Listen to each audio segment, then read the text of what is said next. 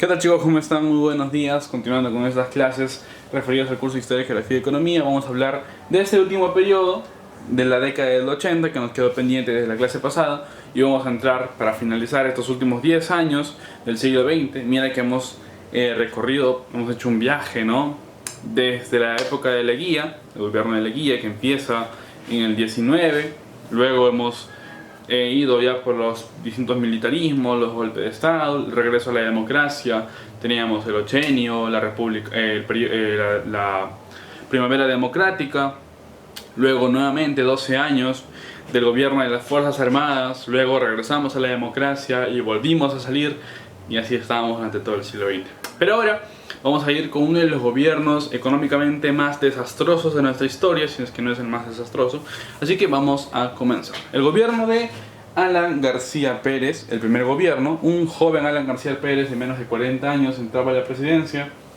Era el segundo presidente más joven de nuestra historia republicana. Obviamente, sí, poniendo a Salaverry durante el primer militarismo que hicimos el año pasado como primer lugar, que entra a los 29. Alan García entra a los 35, si no me equivoco, 36 por ahí. Entonces estábamos en un periodo muy crítico. ¿Ok?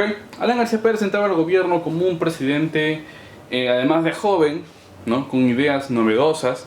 Entraba en apariencia con un mensaje muy claro, muy decidido, sabía lo que iba a hacer. Estaba siendo considerado internacionalmente como uno de los presidentes más decididos al momento de ejecutar sus planes. ¿Ok? Fue considerado internacionalmente de esa forma.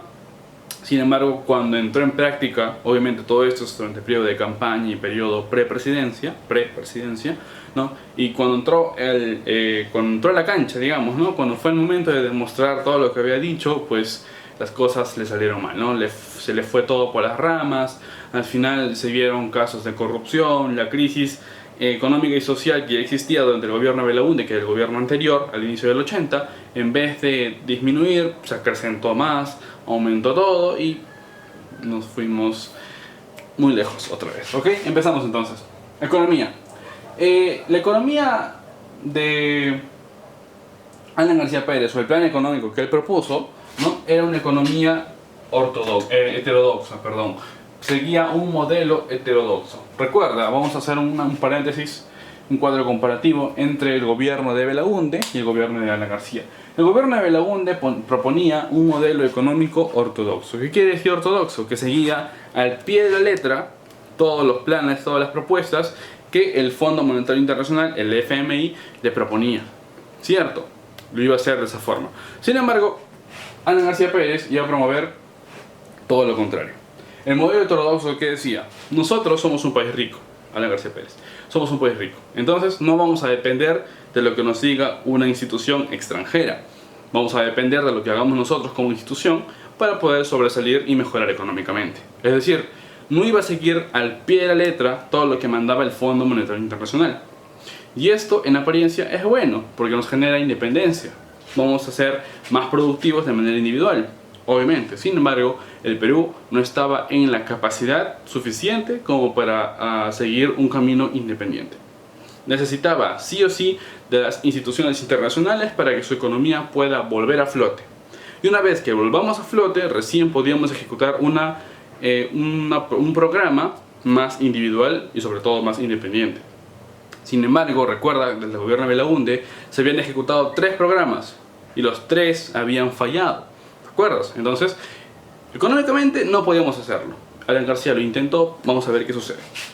Bien, para esto va a promover un proceso, un plan de ejecución. ¿Ok? No iba a ser un programa tipo Belaúnde, no, iba a ser un proceso de ejecución en el cual teníamos como protagonista al Estado. El Estado se iba a encargar de movilizar toda esta maquinaria, este proceso, ¿bien? Que incluía a 3 personajes. Primero, a la producción, al empleo y al consumo. ¿Cuál era el propósito? Importantísimo. El Estado iba a promover la producción, iba a promocionar, iba a meter mucho dinero propio para los productores, para estas personas que tienen el dinero, tienen las fábricas, la producción. Obviamente, si la producción va a aumentar, si la producción aumenta, ¿qué más tiene que aumentar? Piensa, tiene que aumentar la mano de obra. Y si aumenta la mano de obra, ¿qué va a pasar? Más gente va a querer trabajo, ¿cierto? Más gente va a tener un trabajo, perdón. Paréntesis. Gobierno de Belaúnde, ¿te acuerdas? El gobierno de 1 millón de empleos. ¿Cuál era uno de los problemas principales? El desempleo. Entonces lo que va a hacer Alan García es, de esta forma va a querer promover el empleo. Va a querer mejorar el sistema productivo, va a darle más dinero a las empresas para que abran más puestos de trabajo y la gente pueda ir a trabajar a las empresas, para que pueda ir a trabajar, pueda conseguir un empleo. Y si hay más empleo, hay más gente que está trabajando. Si más gente trabaja, obviamente tiene más dinero. Y si tiene más dinero, ¿qué más va a hacer? ¿Va a ahorrar? Tal vez. Pero también, ¿qué va a hacer? Va a consumir, va a comprar más cosas. Es decir, estas empresas que iban a producir y que iban a abrir sus puestos de trabajo, iban a tener más gente para que tenga mayor empleo. Este mayor empleo iba a generar mayor consumo. Y la plata de lo que ha consumido, obviamente tú cuando vas y compras algo, pagas. Esa plata que has pagado iba de nuevo ¿hacia dónde? Hacia las empresas. Y con ese dinero iban a volver a producir. ¿Ok? Entonces así iba a girar todo. Sin embargo, si uno de esos 3 elementos falla, todo el sistema falla. Si falla todo el sistema, la economía, ¡pum!, se viene abajo otra vez. Y eso fue lo que pasó. Falló un sistema, un elemento, perdón.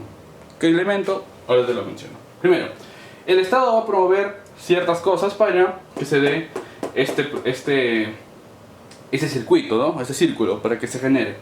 ¿Qué va a promover? Subsidios, que son los subsidios. Entrega de dinero, por ejemplo el bono, ¿no? Ese es un subsidio.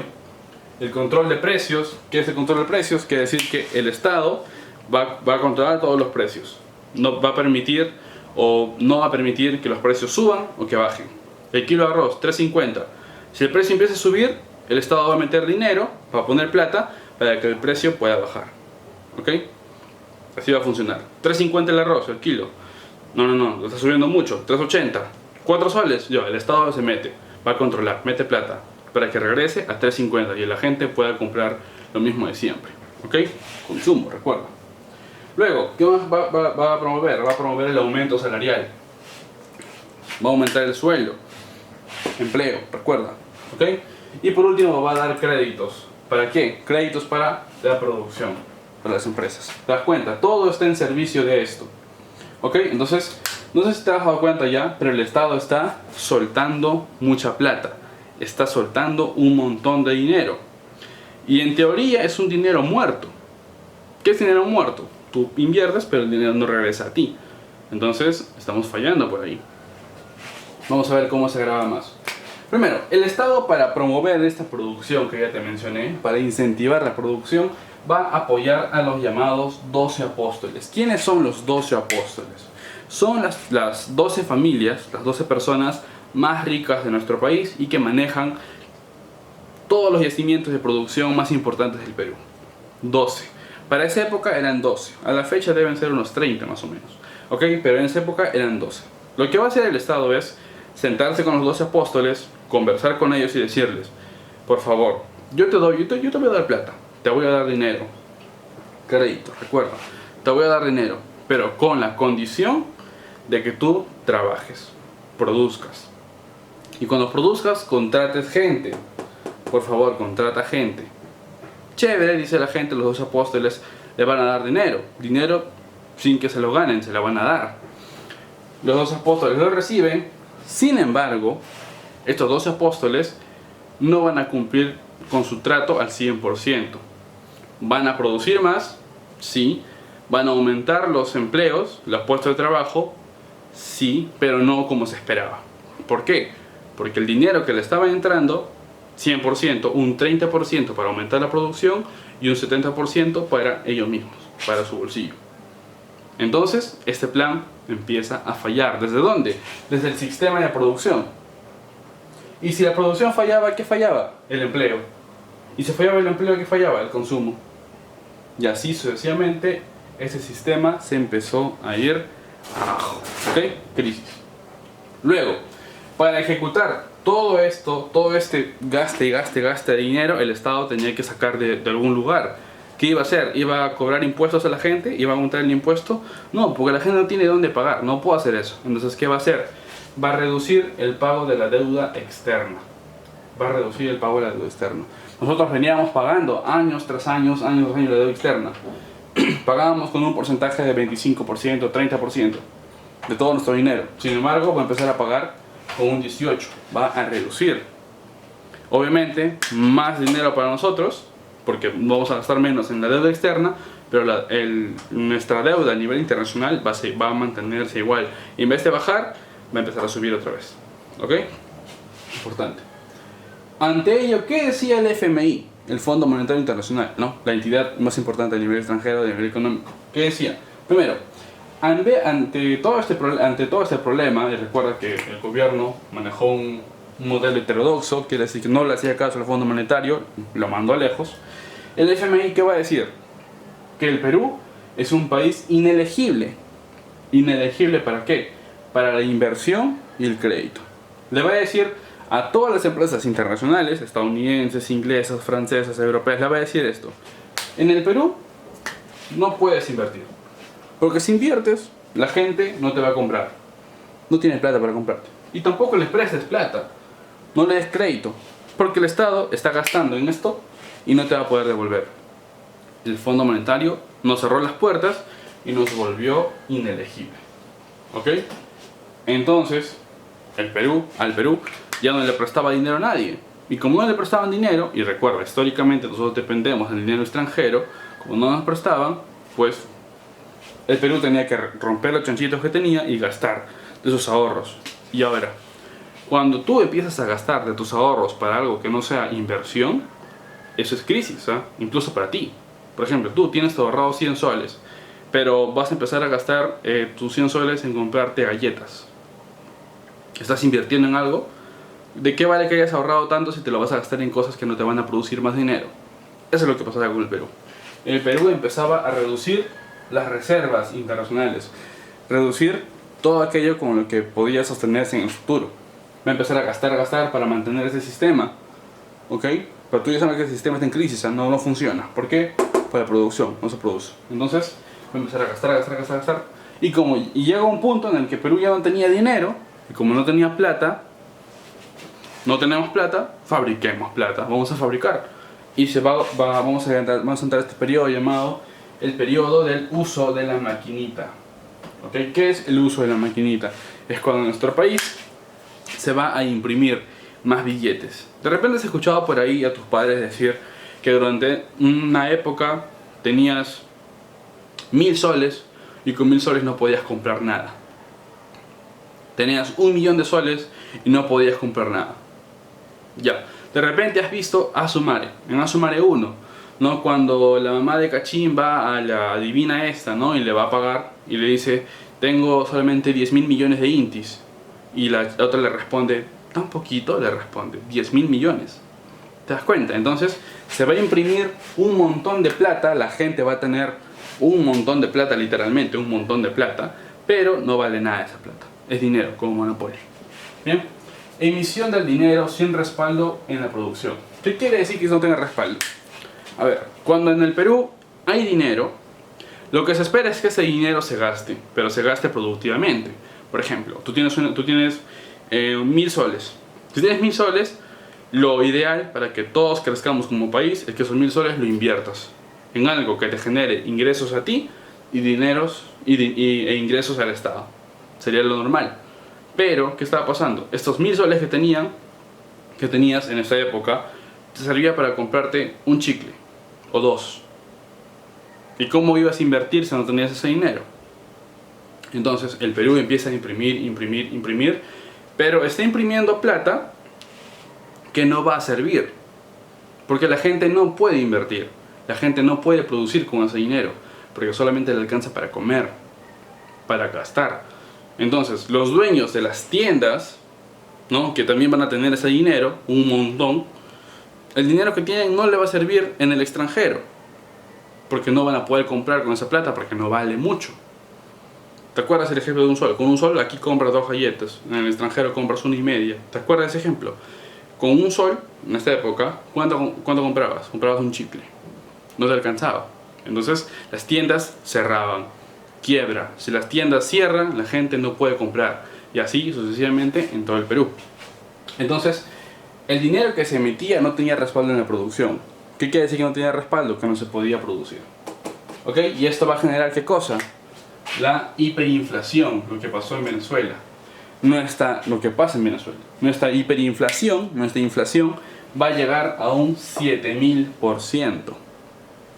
7000%, chicos. Es terrible. O sea, los 80 es una época terrible económicamente. No podías comprar nada. Y no solamente eso, nuestra moneda se va a devaluar. Quiere decir que 10 céntimos chilenos va a valer más que 1000 intis peruanos. ¿Ok? Para que lo pongas más o menos en balanza. Además va a generar desabastecimiento. Recuerda, las tiendas van a cerrar, no van a poder comprar más cosas, las tiendas van a tener que cerrar porque no tienen productos. Y esto va a generar cola de personas, las llamadas colas del gobierno de Alan García. La gente hacía colas enormes para que pueda comprar un kilo de arroz, un kilo de azúcar. No, ni siquiera un kilo, un cuarto de azúcar, para que pueda comprar un cuarto de papa, un cuarto de arroz para que pueda cocinar. Enormes colas. Además, este es un chiste, ya que no hay dinero en el Estado, ya que el gobierno rompió el chanchito de la plata propia que teníamos, ¿qué va a hacer ahora? Va a agarrar plata de las empresas privadas. Y eso se le va a llamar la llamada estatización de la banca. Quiere decir que ahora los bancos y las empresas privadas van a pasar a ser del Estado. ¿Por qué? Porque estamos en crisis. Entonces las personas millonarias, las personas ricas que tienen su plata, digamos, en el BCP, ahora el BCP lo va a administrar ¿quién? El Estado, el gobierno. A los ricos no le conviene, porque como el gobierno va a administrar el banco, ahora el banco, su dinero, que era sus ahorros, van a pasar, ¿para qué? Para programas sociales. Su dinero va a servir ¿para qué? Para los sistemas de vaso de leche, para los colegios, cosas así. Y a los millonarios no les sirve, no les conviene. Tú estás ahorrando. Entonces, ¿qué hacían estos ricos? Iban al banco y sacaban todo su dinero, lo retiraban, lo sacaban lo antes posible y lo mandaban a otro país. El Perú se quedaba sin plata. Pero los ricos, que no les daba el tiempo, porque esto llegó de sorpresa de un momento a otro, perdían su dinero. Ante ello surge una crítica, la crítica de Vargas Llosa, ¿no? Una marcha en las calles de todos los ricos, no recuerdo el nombre en específico, ¿no? Pero una marcha de personas millonarias que se van a criticar esta estatización. ¿Ok? A nivel social también estábamos terrible. Sendero Luminoso, tú ya sabes quién es, va a empezar su accionar en las ciudades, en las calles, en Lima, en Trujillo, en Arequipa, ¿no? Los llamados coches bombas, los apagones, los asesinatos selectivos, ¿no? Iban a matar a gente importante del Estado. El MRTA, otro movimiento que también conoces, la captura de Víctor Polay Campos, se va a fugar de Castro, también lo conoces. La creación de la Policía Nacional del Perú, ante esto era la Guardia Civil, no era policía, era Guardia Civil. A partir de aquí se va a generar la Policía Nacional del Perú, que se va a encargar de esos enfrentamientos directos en las calles. Se va a crear el grupo paramilitar Rodrigo Franco, que también seguro lo conoces. Y además, en el fin del gobierno, ya entrando en los últimos meses, se van a destapar casos de corrupción de este gobierno, ¿no? El tren eléctrico, ¿no? Que se destinó un dinero, pero al final no se terminó la obra, pero se gastó toda la plata. ¿Dónde se fue esa plata? No sé. Ya, espero que lo entiendas. Los aviones Mirage, ¿qué son los aviones Mirage? Eran supuestamente aviones muy modernos, aviones modernísimos para la época que el Perú iba a comprar, ¿no? Aviones para el ejército. Sin embargo, cuando los compraron se dieron cuenta que eran aviones de segunda mano, aviones gastados, aviones que no servían para nada.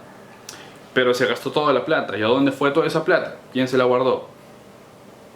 Corrupción.